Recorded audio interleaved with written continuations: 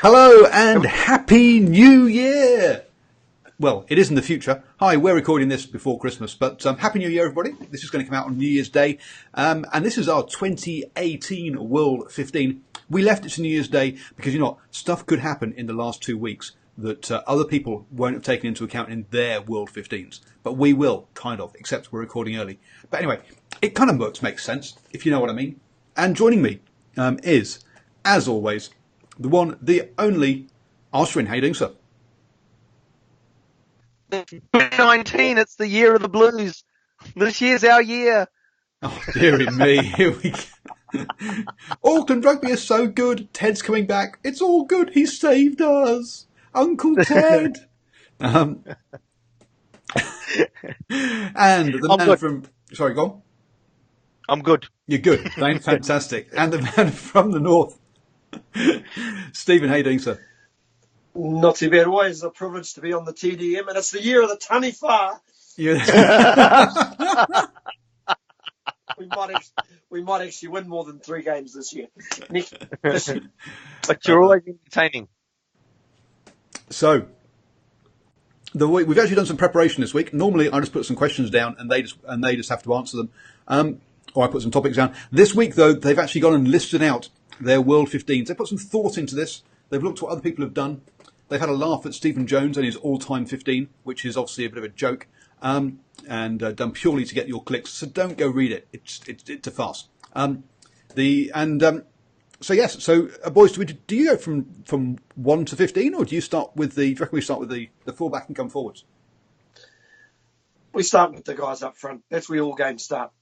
All games. Everything starts up front. If you don't win the battle up front, you haven't got a team. Oh, let's lay the platform for the show then. So, man at number 1, you're the loose head prop. I've gone for Mako Vunipola from England. Ashwin, who have you gone for? I've gone for the big Carl T. And Stephen? I've actually gone for Mako Vunipola as well. So what have you seen from Mako this year, Stephen, that made you go that way? Oh, listen, I think he's probably, if we'd probably seen a little bit more of Moody this year, which we didn't because of injury. I do like Mako Vunipola because I think he's got a real presence about him when he is on the field. For all the teams that he basically plays for, and that's that's not just England, but also he's a real presence for Saracens as well. Does everything right, scrums well, carries hard into contact. And he's actually a very, very good defender, and he's sort of underrated in that area. Listen, I would have probably gone for Carl T, I think, in terms of a breakout. But if you're looking for a World 15 where I want a starting loose head who's reputed, I'd go for Mako Vunipola. Yeah, I think when you look at how England in particular have kind of struggled to find the ball carrying when him and his brother have been out, the two of them together both do a lot of are very, very destructive with ball in hand. But answering why did you go with Carl, the rookie? I went with Carl because he is the rookie. He's the rookie. He's the rookie of the squad, you could say. I think when we look through all 3 squads that we've come up with, but the main reason is that I actually think that he's acquitted himself very well. Well, more than very well, obviously. What the key game for me was obviously the game against Ireland, where he's getting touched up in the first 20-25 minutes. But and that seemed to be the focus. Sorry. I said, me too, touched up. I mean, me. What you touched up? He was getting taught a lesson early on, wasn't he? He was getting taught a lesson in that first 20, and that's what a lot of people focused on. But what they didn't notice is that, that was by Tad Furlong that was sort of giving him that lesson. But and so people mentioned that, people noticed that, but they didn't notice that after about 25 minutes, 30 minutes, Carl actually turned the tables, and in fact, they got dominance in the scrum in the last 10 minutes of that first half. So where I do remember a scrum near halfway, in fact, where they actually got the push on Ireland in the scrum. So he learnt very quickly in the game. He adjusted his game, and that's what So the thing that I suppose the big thing that jumped out at me was that the ability during the game to actually adjust your own game to overcome somebody that might be on top of you. No, it's very good.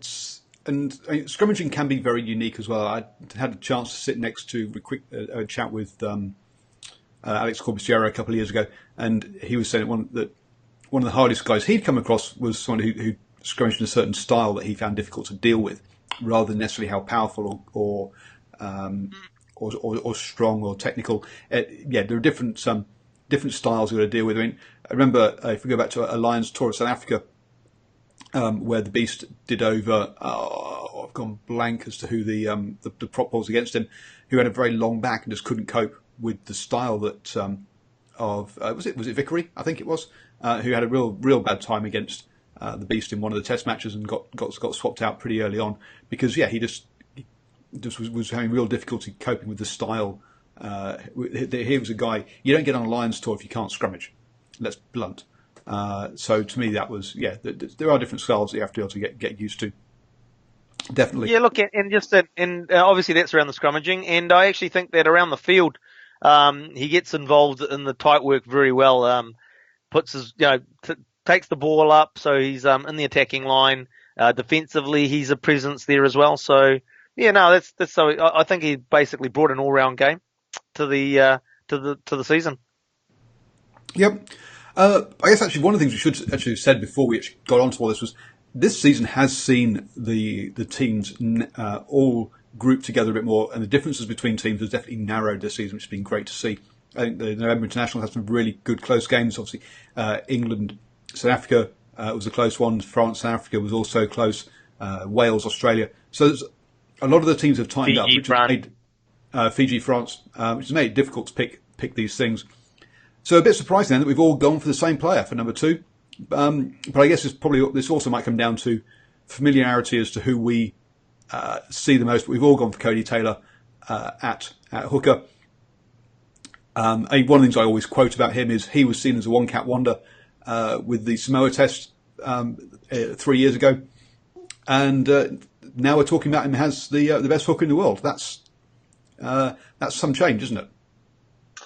Yeah, it's absolutely crazy. We I think when Dane Coles was around, there was always that little seed of doubt about how good Cody Taylor was, because he's playing in a very, very good Crusaders side, and sometimes when you are part of a good side, sometimes as a player you can be a little hidden. But man alive, you can't question him at scrum time. His work rate around the field, absolutely dynamic. And I think the other real key things, was the odd wobbly throw, but in the main, I think his percentages were pretty high in 2018. And I know maybe a couple of our other learned people out here, I'm just trying to think, G-Man has picked Malcolm Marx. Listen, Malcolm Marx is a fine footballer, but I don't think he's quite the finished article, especially in and around line-out throwing. And I felt there were times that I think he went in and out of games. Wasn't always in games. Could be out for long periods, which is a shame. In terms of body shape, though, he's probably got the best body shape of any international hooker running around. He definitely is a beast. But this year I think it was pretty easy. Cody Taylor, who probably should have been the New Zealand Rugby Player of the Year, but that's an argument for another day. Malcolm Marx was shortlisted for World Player of the Year, but I agree with you. I think he lacked consistency in that role.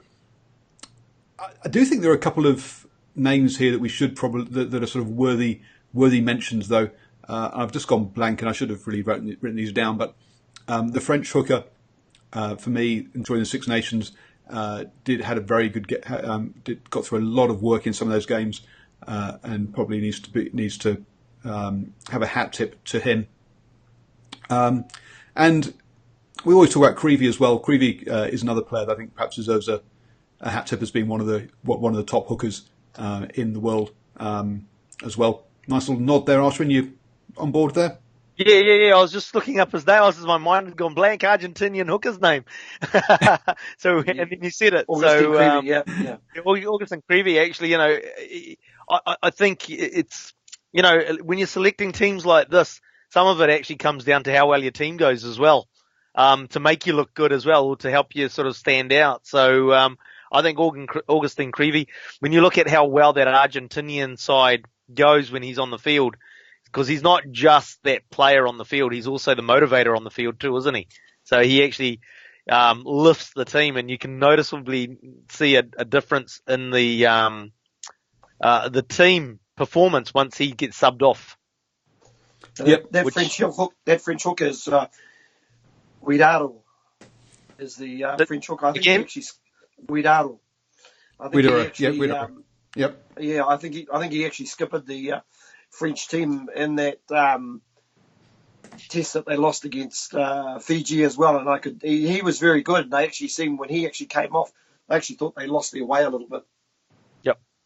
And just coming back to, like Steve stole all my words for the Cody Taylor and then Malcolm Marx as well, but just totally agree. And it's just that Malcolm Marx is like, if he played 80 minutes of football with a 90% consistency type scenario, he would be in that in our selection. He'd be there, but I think he goes missing. His line out throwing is not accurate enough to be the number one hooker in the selection. But I mean, like, he's he's really dynamic around the field. So there are some fantastic elements to his game, but he just needs to tidy up basically and get that consistency up. Yep. Moving on to a position that has absolutely, I think there's zero disagreement on. Ty Furlong has got that. I mean, even the others we've seen around some World Rugby, New Zealand Rugby World, G-Man, have all gone for Ty Furlong as well, and so have we. Really sort of came to prominence against last year during the Lions tour, and has kept up the high rate of work.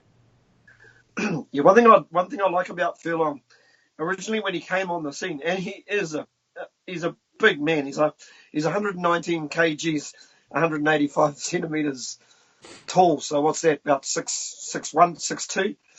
I don't think he was always the best scrummager around, but his scrummaging has improved to go with his running game or his carrying game, and he just carries into context so well. Very, very hard man to put down.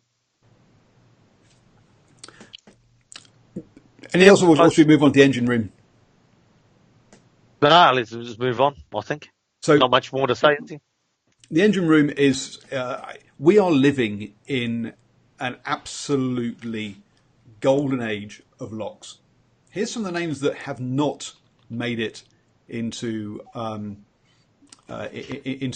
lists. Players like Joe Launchbury, Cruis, and also I've gone blank. That's the other guy. It's Whitelock. No, well, Whitelock, yes, and I was thinking the other English player who's known for his heavy tackling. But yeah, Whitelock's not there. Courtney Laws? Courtney Laws isn't there. That's right. Thank you for saving me. We've not got neither of the Irish locks. One of them. Sorry. Devin Toner hasn't got mentioned. Etzebeth isn't in anyone's conversation either, or any of the other South African locks. It's amazing the players that sort of don't even make the kind of the discussion or one of these teams. The one player that everyone that does agree on though is Brodie Retallick in the number 4 jersey. Yeah, and as some will say, a lock with centre skills, fantastic dummy try this year that didn't make it. It didn't win any awards, but was one of the best tries of the year, definitely. And yeah, a man who just every time he plays, it shows he's one of the best, if not the best player on the park. He's pretty amazing, guys. I'm just going to do the old back the truck up thing a wee bit because Because while I know we jumped into lock, but I just want to throw a stat at you for just in terms of defence when it comes to Furlong. This year he made 58 attempted tackles and made 57, which is a pretty amazing stat for a tight head prop. So it just goes to show he's a very good defender. And I just thought we mentioned his running game, but I just thought we should just touch upon his defensive game. But without those guys there, you need those guys in behind. And I guess in terms of Brodie Retallick, even though he was out injured, he is still the premier lock in his position. I don't know if there's I kind of look around, and I don't know if there's an out-and-out challenger. Listen, he probably got the better of Itoje when the All Blacks played England. I don't think they jump in the same position, do they? Does Itoje jump in the middle of the line-out, Paul, or more at the front? Itoje was jumping at 3, and they were putting Brodie at 2, which was what was causing all the issues there. I don't think that was all down to Itoje's jumping. I think there was some really bad line-out calling at that point. I actually thought, if you think back to that game, it didn't start so well for Brodie. He dropped his first kickoff, but from there on out, he just picked up his standards throughout that game, and in tough conditions against, let's face it, a very fired-up England game. He was very good. Still not at his best. I mean, to say he probably, you could arguably say Ireland actually targeted him, especially in terms of ball carrying in the test in Dublin. But he also showed his class in the second half of that game at line-out time, especially. Yep. A couple of names that have been in other people's lists but not in ours. Nakarawa of Fiji, who obviously had a good season this year, and Alwyn Jones of Wales. But James Ryan was the name that you chose, Ashwin, to partner Brodie Retallick. Yeah, look, I mean, when you're part of a well-performing pack, you stand out, and the consistency that they bring. But it's the other elements again.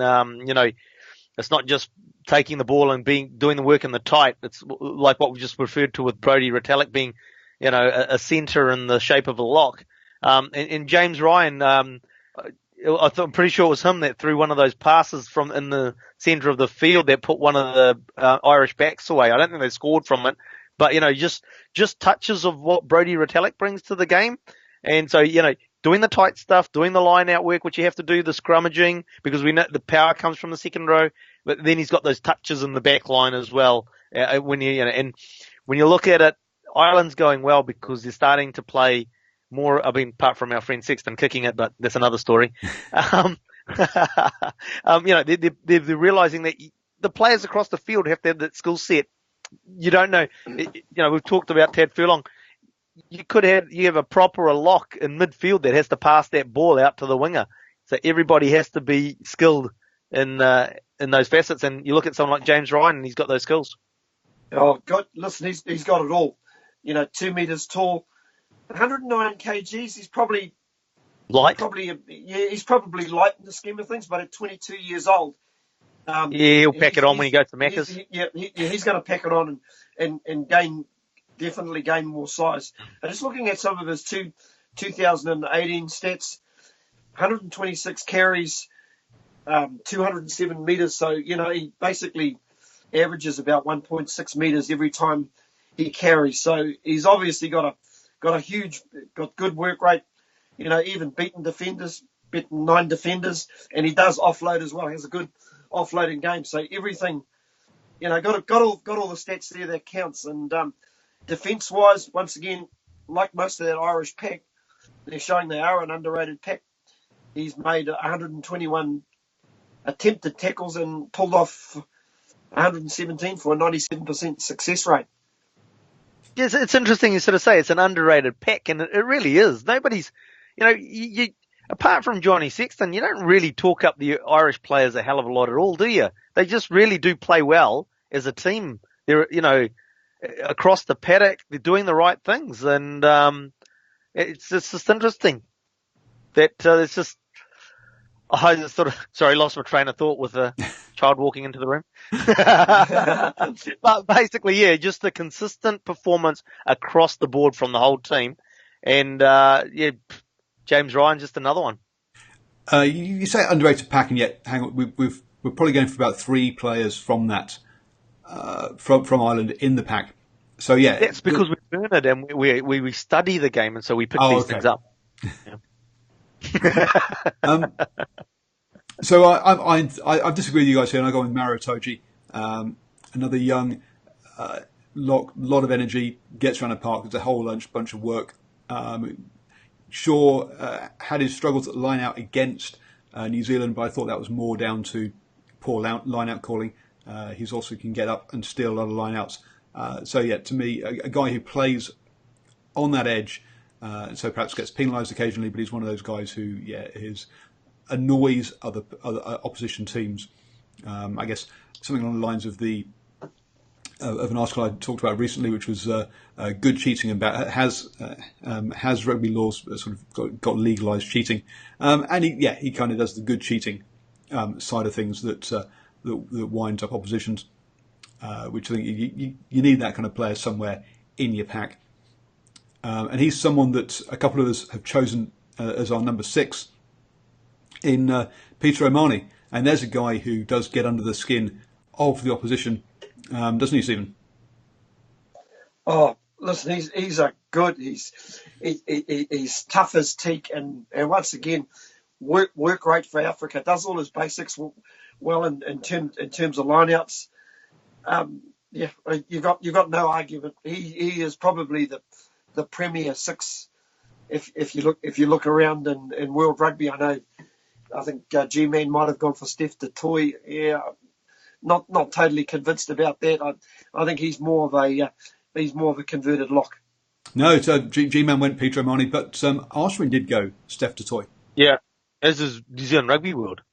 For me, it's just his game around the field. He's actually sort of more of an open side almost. Sort of his game, the way that he runs around. He's first there to the breakdown. I go back to the game at the Cape Town against the All Blacks, which the South Africans won, and his defensive work was huge that day, so just I was sort of thinking the work that he puts in the defence and in what I see in his attack as well. Still a little bit one-dimensional for me, First thing is to run into contact. I don't really. Yeah, that's the point. That is the point. I don't see a lot of passing from Mahoney. Really the usual the good blindside flankers have got quite a sharp skill set, and I've noticed with Mahoney the other thing is he works well with his other trio, Stander and O'Brien. So they've got a good combination going, so that sort of like helps out again. It comes back to what I said earlier in the piece, when you've got a team that's operating well, it's sort of helps sort of to make you look good too, or you stand out a bit more too. You go back to Nakarewa from Fiji, and then really stood out in that France one, didn't he? And if he gets those opportunities where he gets a consistent pack behind him, you could actually see us noticing him a hell of a lot more. If he was in a more dominant pack, we might be in a situation where we'll see him stand out a lot more too. So it does. I think it does help when you're in a pack that's cohesive. So you've just mentioned the back row for Peter O'Mahony, and it's a very settled and cohesive back three. Yep. Moving on to 7, I've gone Sam Cane. He did miss the end of year tour with obviously with his neck injury, but still, to me, I think we learnt during the beginning of this year just the amount of tackles and the work rate that he gets through as a 7. To me, is immense. Maybe not the kind of link play or get involved that much carrying, but just his defensive solidity and the work rate he gets through on the defensive side of things, to me, is just massive. But Ashwin and Stephen, you both went for the guy that got an opportunity when he got injured. Yeah, listen, Ali Savia to me, has taken that opportunity with both hands. And I think when he first was on the scene, I think he's got a bit street smart. I always used to remember talking to a friend who's a real fan of him, and I always thought Artie would enter too many rucks that he really wasn't going to get any sort of reward, if you know what I mean. So he was basically putting himself about. But I think you've got to pick and choose your battles. And I think he's just starting to pick and choose his battles a little bit more. And we're seeing, I think he probably tried to do too much more than anything, as opposed to doing the little things right. And I think Artie's just doing the little things right.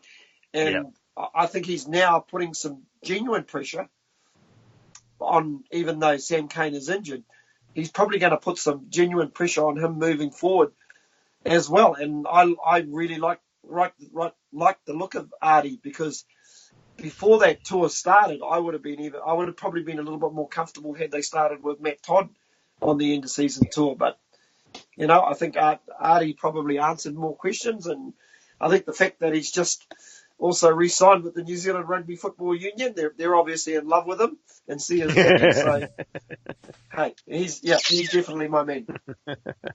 Look, everything that Steve said, basically, I totally agree. It's sort of like, there's been a lot of talk about Artie Savea and his game. Obviously, we see it at Super Rugby level. It is a level down from Test matches. And so when he's basically flying into everything and anything, he gets those opportunities pop up and he looks really good. But at Test match level, you have to be, as Steve, the words that Steve used, street smart. You can't just go for everything, because then you can't be in the right place at the right time when you need to be there if you're just trying to get into every facet of play all the time. So you do have to understand the game to know, hang on, I need to stay over here, or I need to get involved with the game over here, as opposed to throwing my head into this breakdown over here. I was about to say the other little thing that's probably worthy of mentioning. I think sometimes people see Artie running around for the Hurricanes and Super Rugby, and they go, wow, he's amazing, he's breaking tackles, he's doing this, he's doing that. But it is another level. I can remember, if I can use another player as an analogy, I remember all the talk in and around Ben Lam after about 10 rounds of Super Rugby this year. People, no doubt, most of them coming out of that particular region, were saying, hey, Ben Lam, he's got to be in the team. Even some of the commentators were actually saying, oh, he's got to be in the frame. But I think, a rugby season is a very long season, and you've got to be ultimately consistent, and class does come through. But credit to him, he's remodeled his game, doing the little things well. And you could arguably say, if you're picking an All Black team right here today, he's in the 15. And just, sorry, Paul, where you go? I would say that another player who we saw come onto the All Black scene and just try too much was Frizzell in his first game. And you could see him just taking one or two more steps, trying to do offloads that weren't quite there, and just trying to do things. And you say, yeah, you do need to rein that back in a little bit at times. Yeah, I was just going to sort of digress slightly on terms of, obviously, Rugby World and G-Man picking David Pocock in that jersey. And I just sort of think, come back to in my mind, he's actually one-dimensional. He's very good at pilfering ball from a ruck. So if you can negate that, or you manage it so that instead of taking 5, 6, 7 turnovers in a game, he's only down to something like 3. What value does he bring to a team if you're in a team to get 3 pilfers in a game? And I know we've had the conversation, hey, look, but then the people are targeting you. It's just like, yeah, that's fine. They're targeting you, but you still got to do something. We had that conversation off camera. So let's have the conversation now. Let me put my point of view across on that one. Is that for me, David Pocock's been playing 8 rather than 7 for his country. So I don't agree with this idea of switching people around, just try and fit in extra players. So that's why I disagree with picking him at 7. I think there are very few players in the world. He's one. Bowden Barrett's another, where the opposition will have to They don't have a choice. They have to change their game plan to cope with what you do.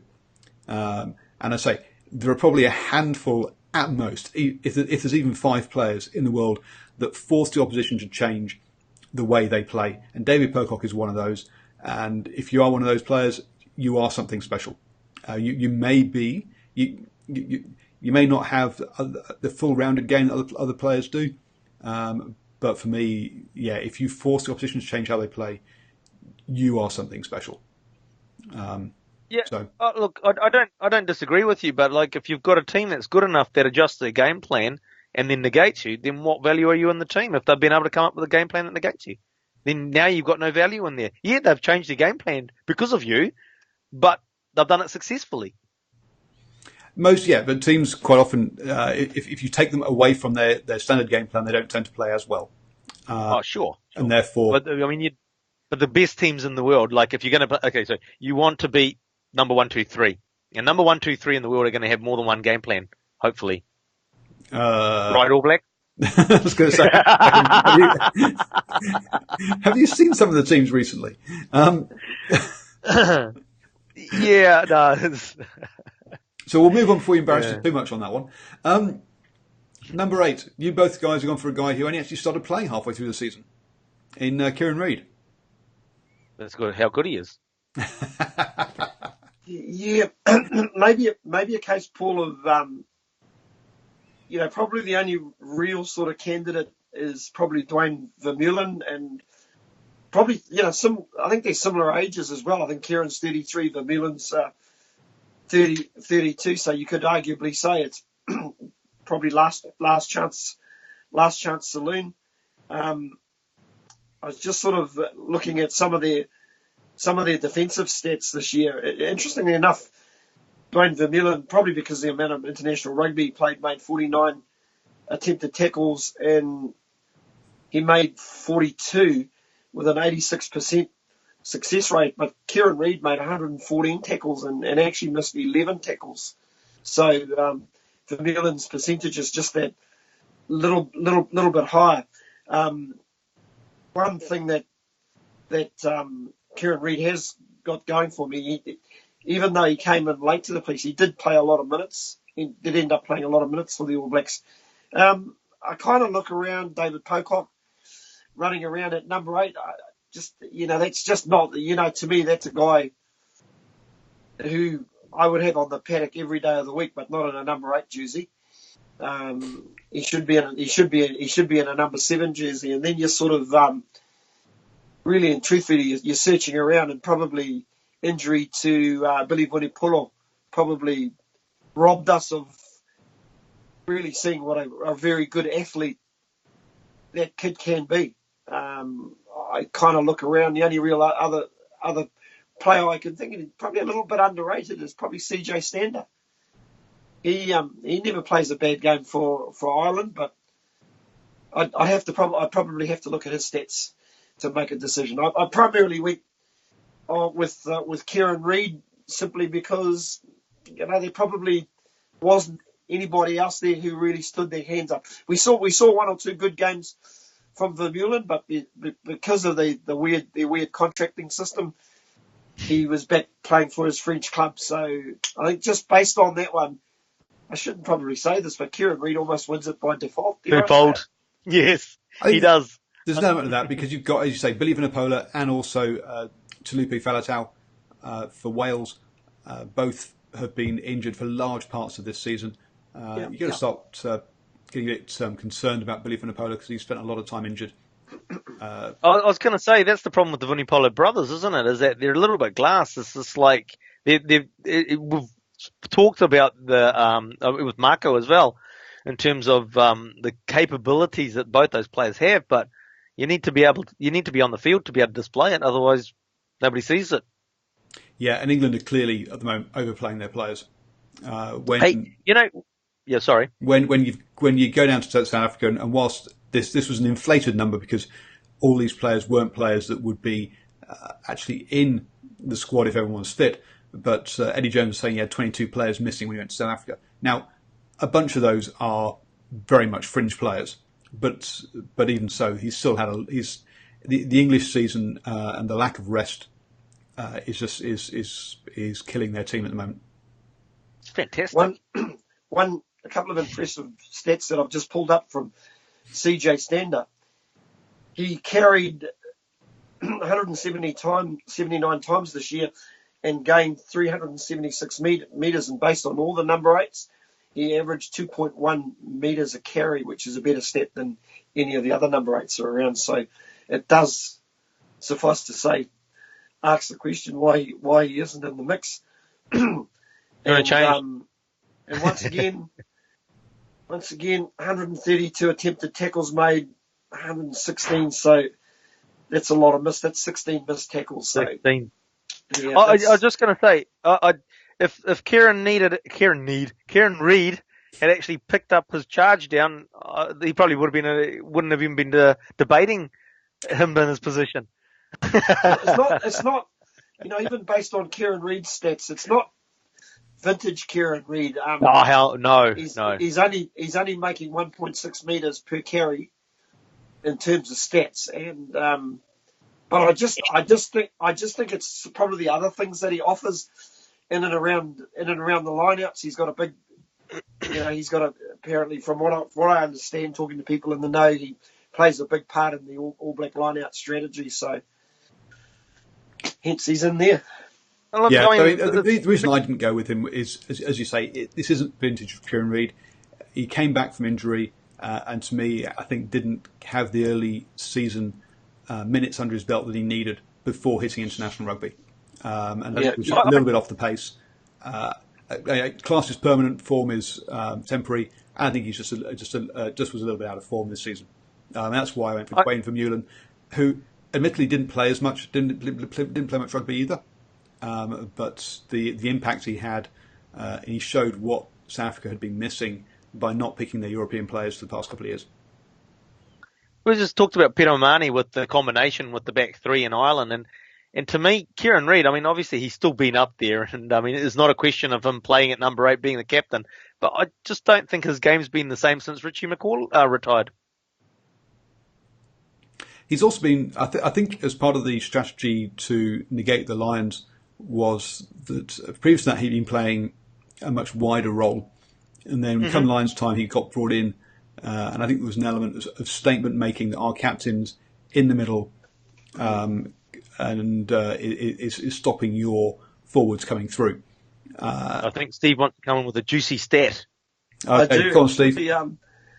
Listen, guys, if I told you there was a number 8 out there who carried 173 times, made a whopping 760 metres, and every time he carries, he gains 4.4 metres per carry.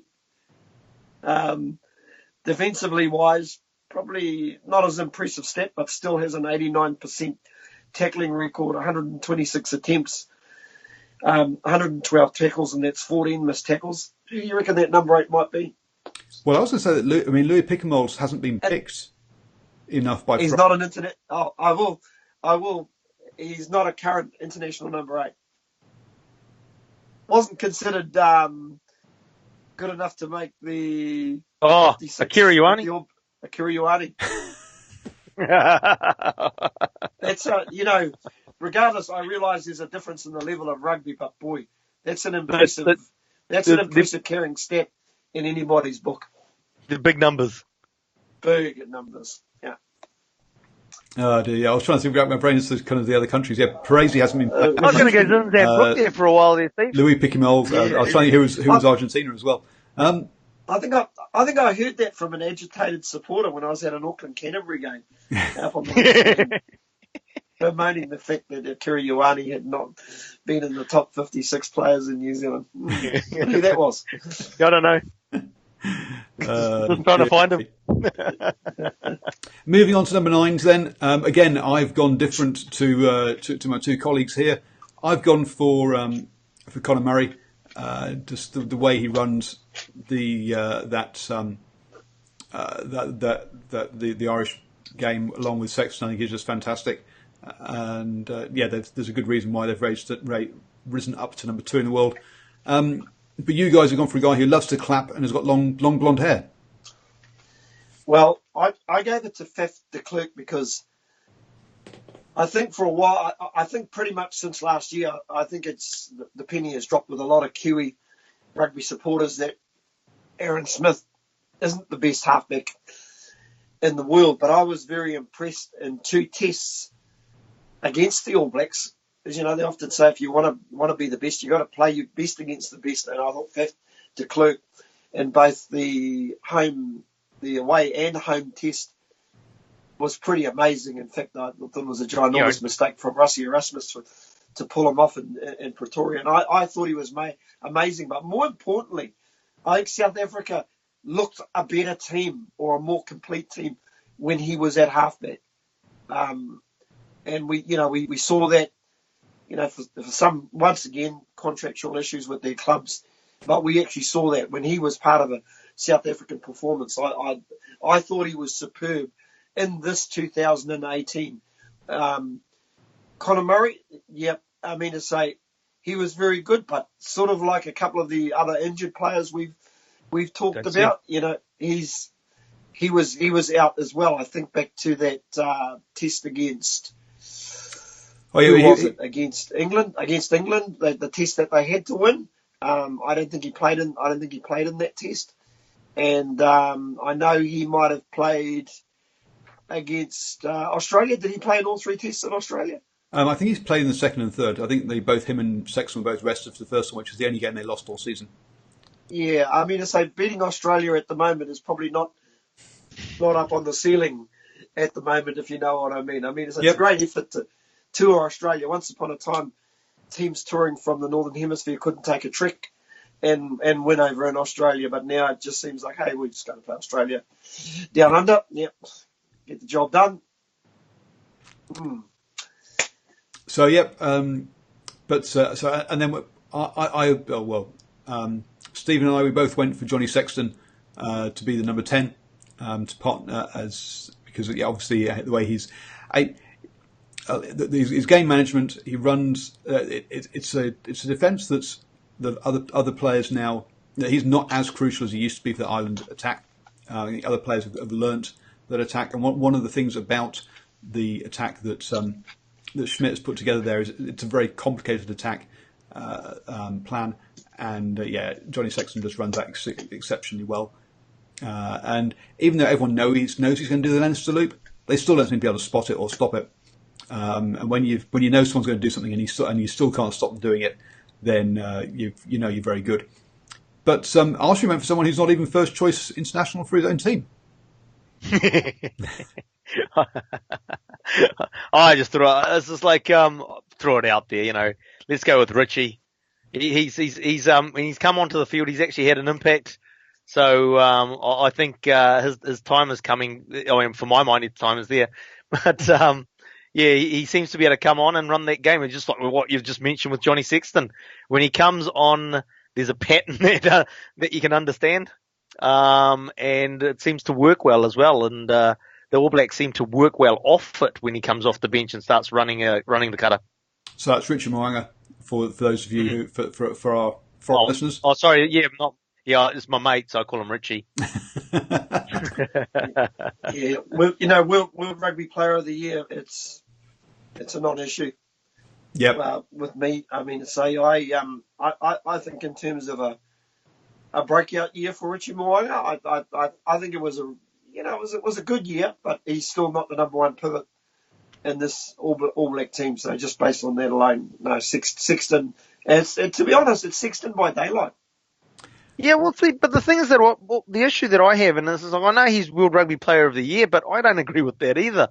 The fact is that he's basically just doing the basics, and he's doing the basics well. He's not actually he's not like a Bowden Barrett that's going to slice open the defence or anything. He's got a very accurate boot on him, and that's obviously a massive part of his game. So I know you mentioned the Leinster loop, and he executes it very well. So he's basically good at executing the plays, the playbook very well. Yeah, interesting. But he's very good at actually calling that playbook as well. He's not just executing what he's told to do. He tells everyone else when to run it. Yeah. Run it. Yep. Actually, interestingly enough, he had 50 attempts at goal during the 2018 season and only landed 39 for a 78% success rate. So it'll be wow.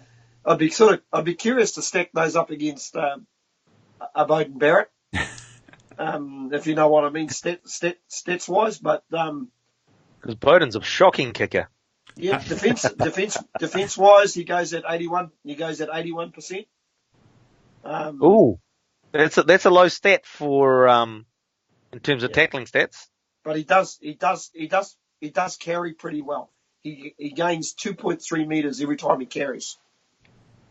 Oh, that's because the defense is like about 5 meters away from him. They're sort of just meeting in the middle. It's 2.5. He's actually not making it to the middle. Anyway, I was thinking about what you said, Ashwin, about what does he do? What he does is actually he does the little things well. They often say the great players do the little things well, and that's what he does extremely well. He's fantastic when it comes to driving his team around. And if you think about some of those really tight games Ireland have actually been involved in, usually it's how well your pivot has driven your team around the paddock. So, and making that right ball and executing it. I'm sort of being doing it under fatigue as well. Because he led them to 30 odd phases to beat France. So at the end of the game, so it's not just at the beginning of the game either. Sorry, Alshon? Oh, well, I can't remember what I was going to say. Oh, okay, fine. Let's move on to the backs.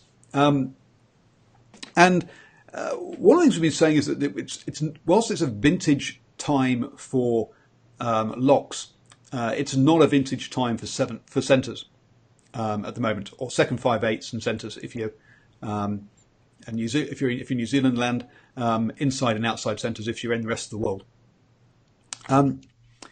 So not vintage here. At 12, I went for Bundyaki, and whereas a lot of the other people all went for Owen Farrell. I don't see Owen Farrell as a 12. I know he's played there a fair amount, but I think he's much more a 10, and a very good 10 at that. But I don't see him as a 12 personally. So, I like having someone like Bundyaki who's got some power to get me over that gain line. It's at 12, and I think he's had a good season with Ireland. Ashwin agreed with me, and Stephen, you went for Ryan Crotty. Yeah, I do. I know Ryan's had a few head injuries, but when he is on the field, he's always pretty good. He's solid, reliable, dependable. He's got an 87% success rate in terms of defence, and in terms of attack, 64 carries, 306 metres gained, but on an average 4.8 metres, which gets you over the advantage line every day of the week. Yeah, it's interesting though. So like you go back to the England game, and Sonny Bill goes off injured. Ryan Crotty came on, and the game just basically turned right. Yeah. And it's just like we thought, wow, there you go. Yeah, okay, it's Ryan Crotty is our 12 type scenario. And then he come the next week against Ireland, and he really didn't seem to have an impact. Yeah, he's very dependable. Dependable. Yeah, he's very dependable. And once again, we come back. We spoke about Johnny Sexton doing everything right. That's pretty much what Ryan Crotty does. It's just unfortunately he's just taken a lot of head knocks. But I always look at what a person does when they actually are on the field, regardless of whether they've come back from injury or whatever the deal is, sabbatical or whatnot. And he always impresses me. But I absolutely agree. And it's just like after watching the England game, it's just like, he's the man. But then, as I said, I felt that he took wrong options in the Ireland game when there were opportunities available. And he didn't have the same level of game that he did against England. One of the interesting, also, having watched one of the 10-14 Rugby's videos, they did one and they looked at the metres made, and the centre combinations for New Zealand have been making less metres than they have done in the previous years. So whether that's part of the game plan change or whether that's just the combinations not working. Okay. Game plan today, boys, is to go backwards. Look, I think that's quite easily explainable, really, and the fact is that they don't have a settled centre pairing combination, which surely is a concern for the All Black coaches, because it seems like it'll feel like, especially to All Black supporters, is that every test match they've rolled out a new centre pairing. Yeah, I think part of that has been trying to get Sonny Bill-Williams and Goodhue to get some time together. Sonny Bill-Williams and Antoinette Brown have played together, and obviously Crotty and Goodhue have played a lot together for the Crusaders. And I think it's been injuries and then trying to get those two on the pitch to get that combination game time has been the issue this year for the All Blacks. And then at 13, we have both Steve and I have gone for Jonathan Davis, the Welsh outside centre, a player who probably about a year and a half ago, a lot of people were going, oh, he's past it, he's kind of finished. Then had a couple of really good games for Scarlets to finish the season. Went on the Lions tour, was again the automatic Lions 13, and has really got his game back up and running this season, or over the last sort of 18 months. So that's why I've gone for Jonathan Davis. As I say, it's not a classic. There's not many players around, and so Ashwin, you went for Mr. Dunno. I've never heard of him. I absolutely had no clue whatsoever on who to put in a number 13 jersey. Had absolutely no idea. I was drawing blank. Come on, Stephen, tell us the stats as to why we should why we picked Jonathan Davis. Oh, like Ryan Crotty, very dependable, but is an actual line breaker and can actually break tackles. But he also he's such a dangerous presence. He actually gives guys on the outside.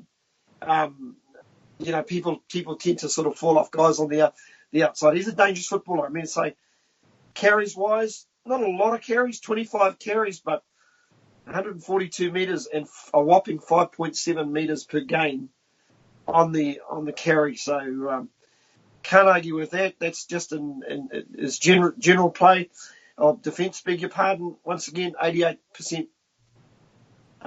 Tackle rate on the defence. So he's quite a disciplined player as well. Doesn't concede a lot of penalties, which is always a good thing. So once again, a very dependable footballer. Once again, you have to really sort of search and look around. Would have been nice to have seen Jack Goodhue, actually, the All Black selectors, once they finally decided that's your number one centre, for crying out loud, play him at number centre.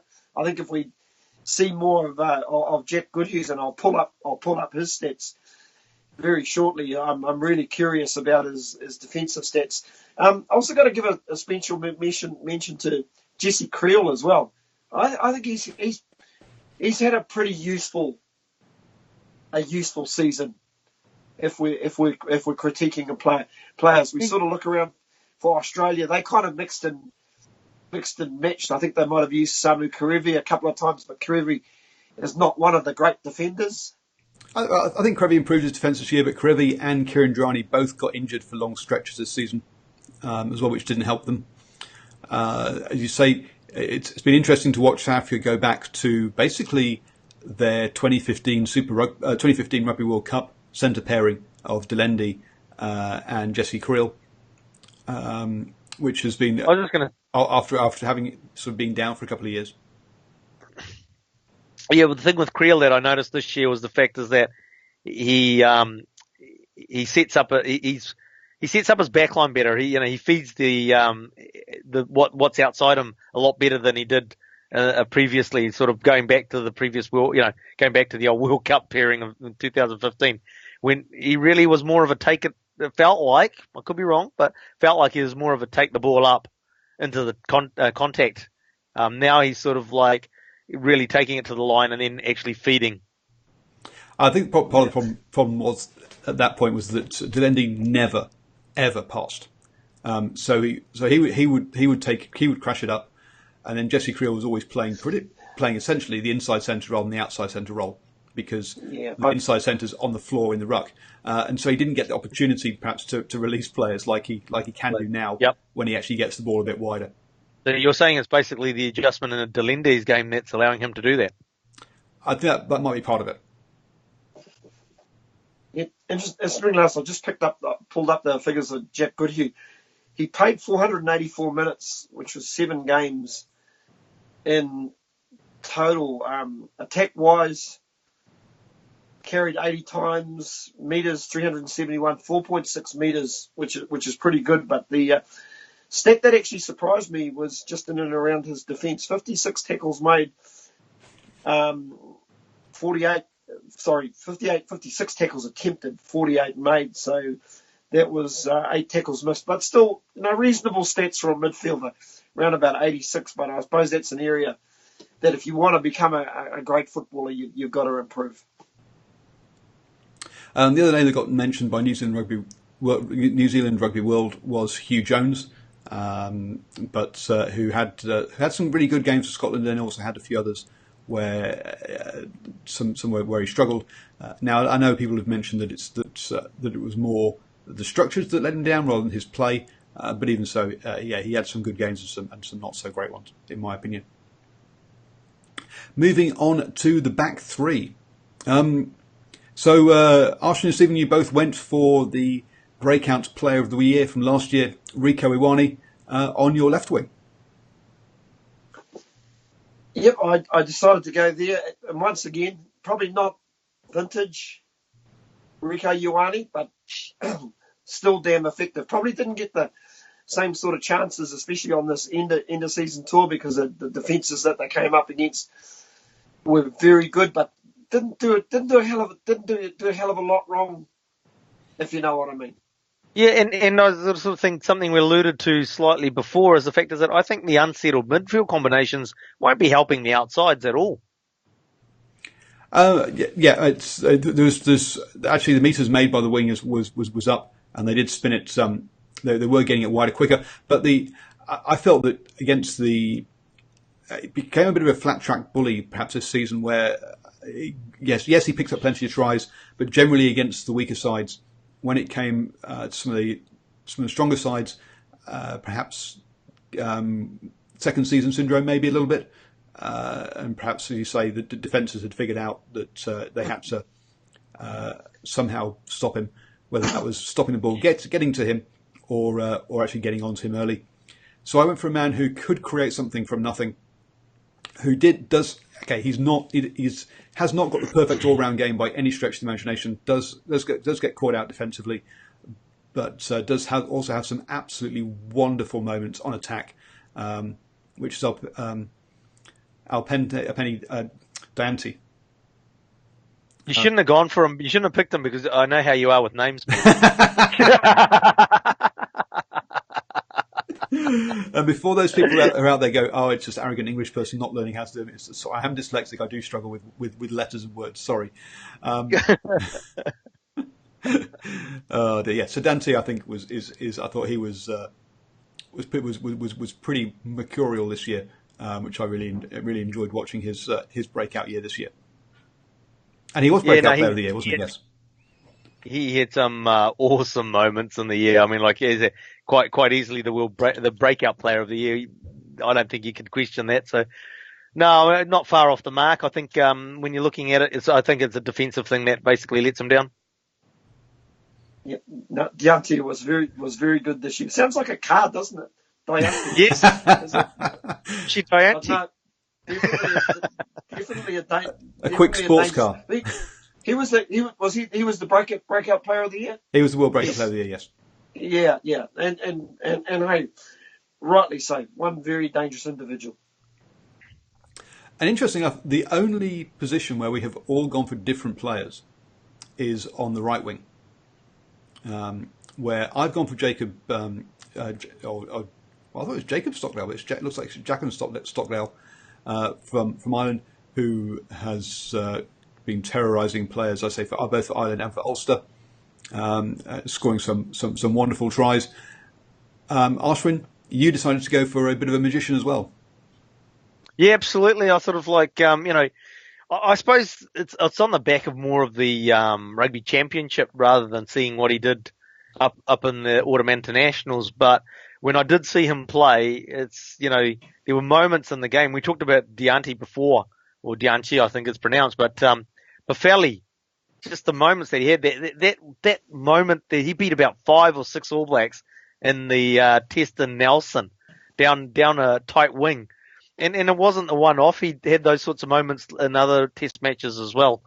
So yeah, to me, it's sort of like you just sort of popped into my head as someone that was quite exciting to watch as well. Yeah, that's the only problem for me, Ashwin. I'm sorry I'm not agreeing with you tonight, but moments. It's just you just want those consistencies. Listen, the only reason I didn't pick Jacob Stockdale is simply because he's actually a left winger, and I'd actually put Rico Ioane ahead of him. But boy, there could be a real case to actually have both of them. Get one of them to play on the right wing. Oh, so if you know what. So here's me being scathing of other people moving players around, like putting Bowden Barrett at 15 or whatever. I've gone and taken my left wing, put it on the right wing. So yes, sorry, I probably yes. It is Jacob. It is Jacob Stockdale. Yeah. Jacob. But I'll tell you what, if we were picking an All Black team right now and Jacob Stockdale was a New Zealander, you'd actually be tempted to find a way to have him in the team, wouldn't you? Totally. Yep. What's the story with the residential eligibility? No.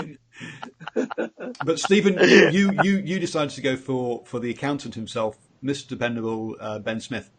Yeah. I know it's a bit of a theme this evening, isn't it? We're just going for somebody who's dependable, but he is. And once again, probably I got to say, not always not a vintage Ben Smith, but even Ben Smith at 90% is probably still going to be better than a lot of other footballers around. I'm really searching to sort of think of anybody who could probably fill that void, but no, I'll stay with Ben Smith. Got a great skill set.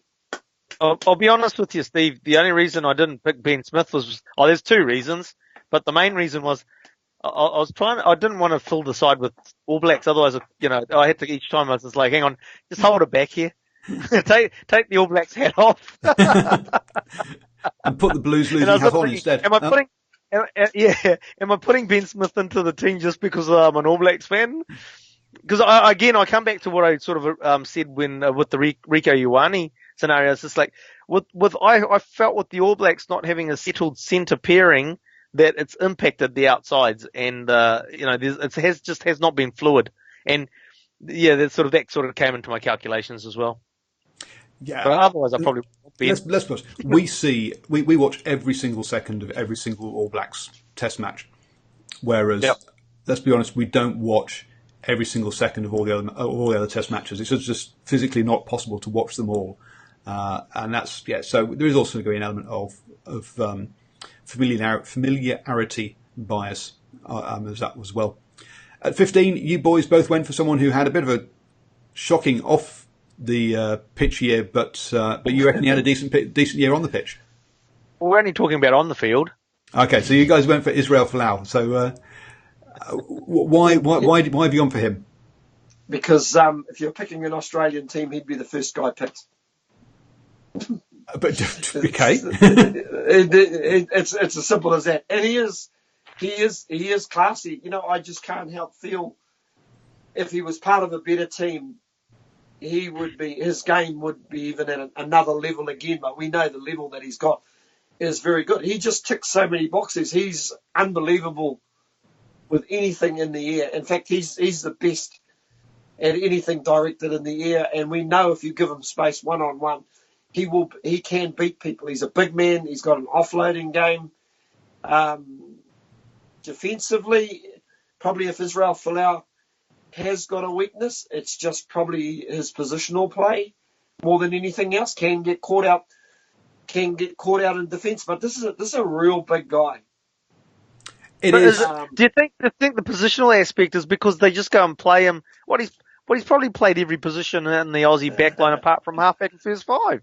So we talk about you want to stick in a position so you can learn the position well. I mean, there is interchangeability between your wing and your fullback, but geez, when you're moving a guy around that backline, and And as Steve said, I think you put a light green jersey on him, not a dark green, but a light green jersey on him, or a black jersey on him. He's, just imagine the opportunities that guy would have with a game plan that's not changing weekly, a team that knows what they're doing. The guy's class, and it's just unfortunate that he's ended up in a Wallabies outfit that really is spluttering along.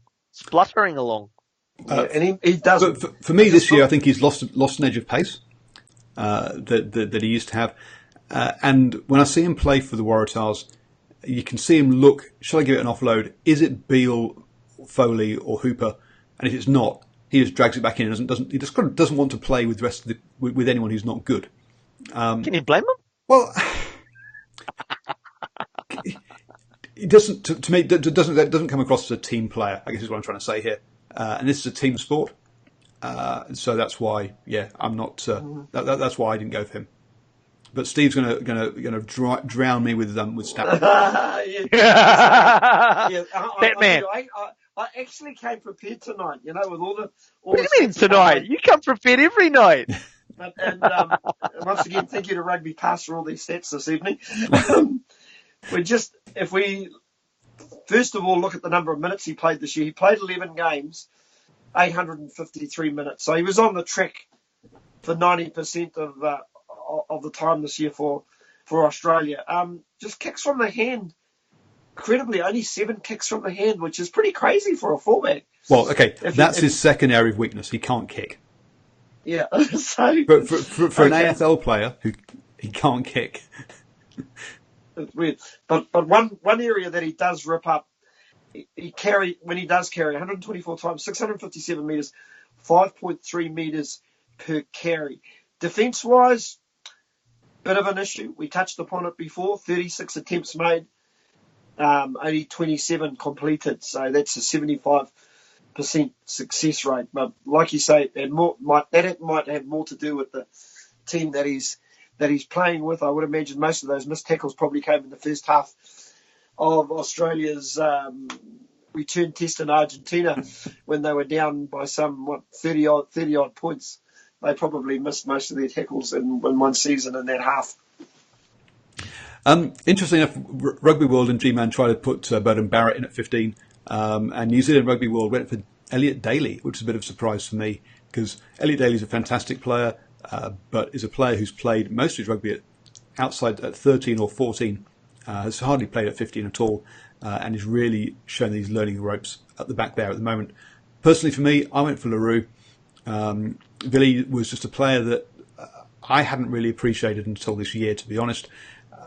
But he just looks so calm and collected at the back of that South African team, and there is a guy who was playing with 2 basically novice wingers and having to manage a back 3 with 2 novice wingers, looking totally cool, calm, and collected, always making the right choice. There's some wonderful breaks on attack as well. So I was very impressed by Leroux this year, personally. Steve's now going to tell me he missed 55 tackles and kicked the ball 70 times from hand. He kicked the drop kick for the opposition. Ashwin's actually going to say something while I'm looking for those stats. Yeah. I don't know what I'm going to say. Willie, yeah, no, absolutely. You're not wrong. He's come back into that South African setup. He looked like he never left. He definitely adds something to that back line. I think he makes the back line work. It's not the South African back line doesn't work because of their number 10. The South African back line works because of Faf and because of Willie Leroux. So I think absolutely the fact that he's definitely up there in terms of one of the top fullbacks running around at the moment. Well, I'll tell you what, he's definitely durable this year because he played in 12 games, played at 861 minutes, so 90% of the time he was on the paddock. And get a load of this, he kicked from the hand 38 times.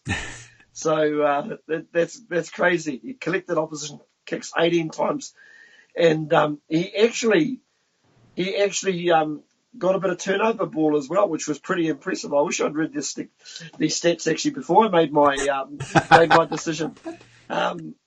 23 attempted tackles, 19 tackles made for 83%. You know, just based on stats alone, he probably should be the world number 15 of the year. But there we go. Yeah, we should have actually done that. We should have had a column for the Moneyball player of the year. Basically, like the guy that has the best stats. Oh dear. So next year. Oh, there is. I will say he did get 2 yellow cards during the season. He's a filthy player. Filthy player. You know, in general though, if we were asking ourselves, we've just named this 15, and if I asked you guys, who's unlucky not to make the 15? Ooh. You got to really think about it, eh? Yeah. Well, really and truthfully. Well, let's have a quick look through that. I think Owen Farrell at 10 maybe, or Bowden Barrett at 10. Maybe two very good players there who've missed out. I still wouldn't pick them. Yeah. I think it's around the locks. Like we talked about, I think we spent a lot of time around the locks, and you'd probably find maybe a lock that you might sort of say was unlucky.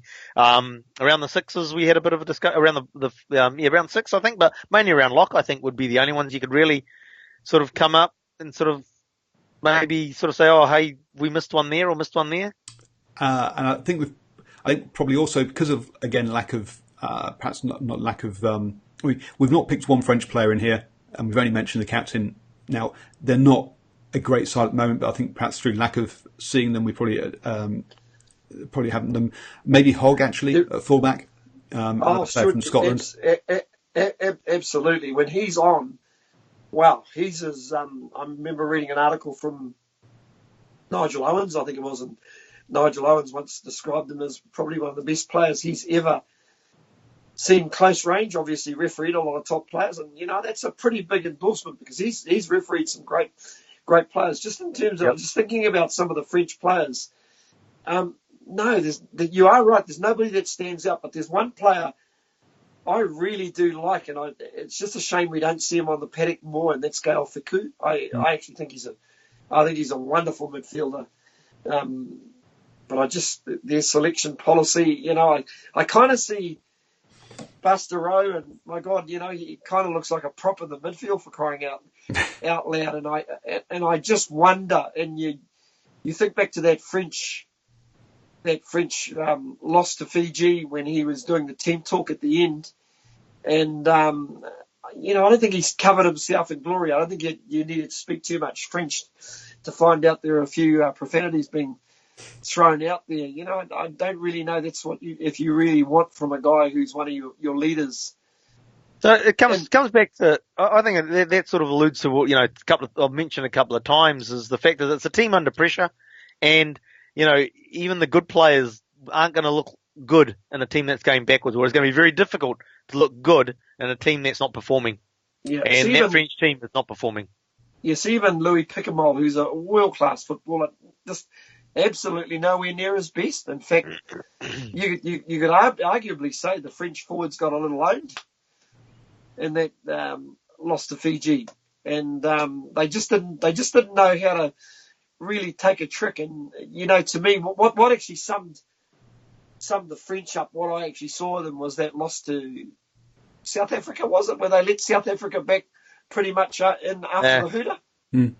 You know, to me, that's a side that's just not playing with any sort of confidence. But I think holistically there's a bigger issue going on in French rugby.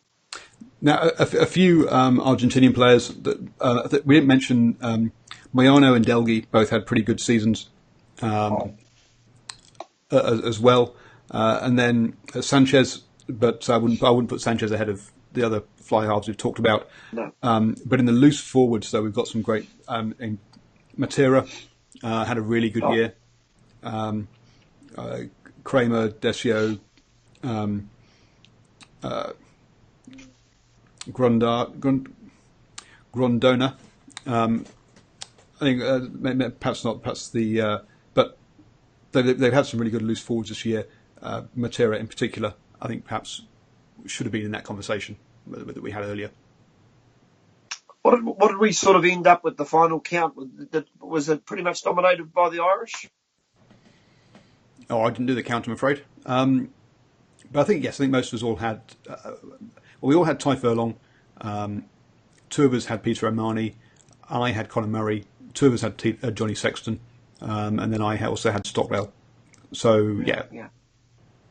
They're probably the greatest representation. Well, it probably kind of reflects rugby this year if you look at that 15. Yep. Are we gonna talk about Stephen Jones' greatest of all time 15? No. No. No. Let's not validate that. Just like Ashwin's picking of Richie Mo'unga was clickbait as well. Yeah. And also, it's amazing how we've managed to take an hour and 15 minutes to talk about 15 names. Crazy, but I think we came up with some interesting stuff for people who want to view this program, and I think we put together some good arguments to why some players were in there and maybe why some players didn't quite make it. But I genuinely think if you put a whole lot of different pundits in the room, I think we'd probably all agree on probably, I don't know, 9, 10, 11 names. Yep. In that team, which is pretty good. Yeah, no, I think we're there or thereabouts. It's pretty good. So I'd say I think a couple of countries perhaps get we don't see as much that other pundits who see more of may pick out a player. I think perhaps I should have made a bit more of an argument for around the Argentinian loose forward, but Morena.